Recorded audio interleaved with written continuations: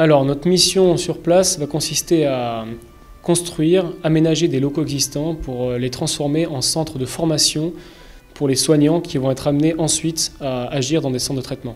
Donc on est 31 personnels. L'action effectivement a été d'abord, la reconnaissance est effectuée auprès des ONG sur place pour savoir quels étaient leurs besoins pour faire face à l'épidémie. Et effectivement, le centre de formation a été rapidement identifié comme un besoin, puisqu'actuellement la formation était assurée par Médecins sans frontières et qu'ils ont besoin de l'ensemble de leur effectif pour les affecter au centre de traitement à soigner directement les malades.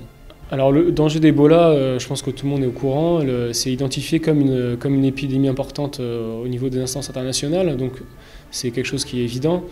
Ce qu'on a identifié, c'est dans cette crise, dans cette épidémie, quelles sont les possibilités d'action pour la France et quels sont surtout les besoins locaux, plutôt que d'envoyer du matériel en quantité, de savoir d'identifier précisément leurs besoins. Et le centre de formation est un des besoins qui tout de suite a surgi. Sur place, en Guinée, il y a un bureau de coordination nationale de la lutte contre l'épidémie, dans lequel il y a bien sûr les autorités guinéennes en tout premier lieu, et ensuite un médecin français, ancien général du service de santé des armées, qui est conseiller particulier auprès de ce bureau pour coordonner l'action nationale, donc les ONG, l'État français, les différents acteurs internationaux, effectivement. Donc pour l'instant, on nous a annoncé un délai de 5 semaines, qui peut être bien sûr révisé en fonction des nouvelles nécessités sur place.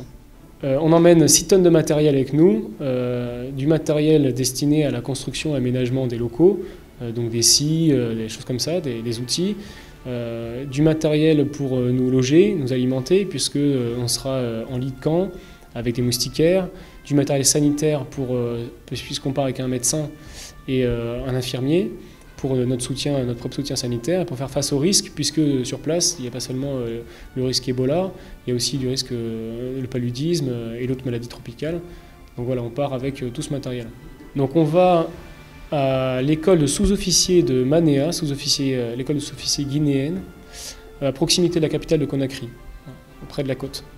Oui, donc le danger sanitaire, finalement pour nous, notre détachement, c'est pas principalement Ebola, bien qu'Ebola, on en parle beaucoup dans les médias.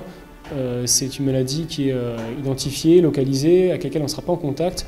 Donc on retourne, nous, détachement, sur des risques très classiques d'un détachement français qui part en Afrique, c'est-à-dire les maladies tropicales, le paludisme, des choses que l'armée a toujours pris en compte, sait faire.